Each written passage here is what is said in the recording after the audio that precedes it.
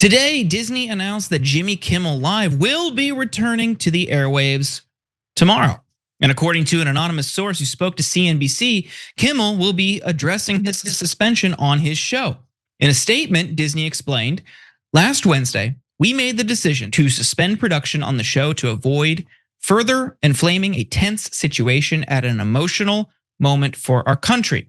It is a decision we made because we felt some of the comments were ill-timed and thus insensitive. We have spent the last days having thoughtful conversations with Jimmy, and after those conversations, we reached the decision to return the show on Tuesday." Now, as of producing the story, representatives for Nexstar and Sinclair did not respond to requests for comment.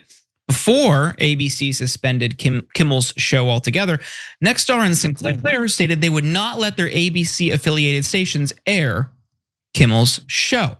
Time will tell if they still want to do so. But Brett, this is kind of a quickly moving suspension reinstatement.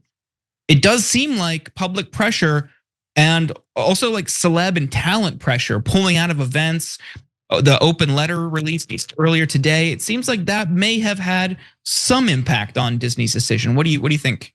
I will disclose that I am a contributor at ABC News specials, so you can deny everything I say, whether if you don't like it, that's great. But yeah, I think that in these scenarios, at least they said we're suspending him as opposed to what Fox used to do all the time, which is like Tucker's going on vacation. What a crazy turn of events that his time would be so perfect that after he alienated everybody, now he's going on vacation. I think that in the wake of the decision to get him suspended, in my personal opinion and read on it, is that they wanted to suspend him for financial reasons. And that's the reason a lot of this stuff happens, is financial reasons. They didn't want to, and usually in the past, you would get suspended or something would happen. You'd have some kind of negative consequence from the network because you lost a sponsor. And that sponsor represents, let's say, $1 million. In this scenario, I think the reason that ABC took him off the air probably, and we'll maybe learn more tomorrow on his show, that will be have huge ratings, giant ratings, is that it was an existential threat to ABC network at all.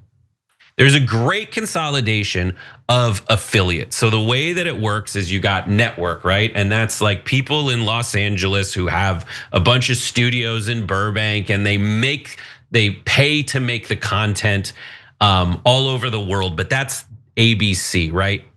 And then they beam the signal to a bunch of local stations. Those are the affiliates. And these these companies, largely conservative companies, they are the ones who are in charge of broadcasting that to anyone. And they seemed to be the ones who themselves did not want Kimmel out there. And they were essentially colluding in what I would say is a very scary fascist way with a censorious government to get rid of dissent. And that's bad, bad, bad, bad, bad. But the way it's worse than it ever had been before was that they were threatening for ABC to go away, not for Kimmel to lose $1 million, but for ABC to disappear because they would all pull out. There's only like 3 companies that own all of them. 2 of them are trying to merge, or one's trying to buy another one. So it's really, really terrible. I hate the direction that everything was going in, but I think them about facing is healthy, is good. But the thing where they get rid of him because the president and his cronies are threatening, like essentially you want to say free speech, you want to say like the right to be a comedian, like that is horrible. And I'm glad that it's reversed. It shouldn't have happened in the first place. Every time you ring the bell below, an angel gets his wings. Totally not true, but it does keep you updated on our live shows.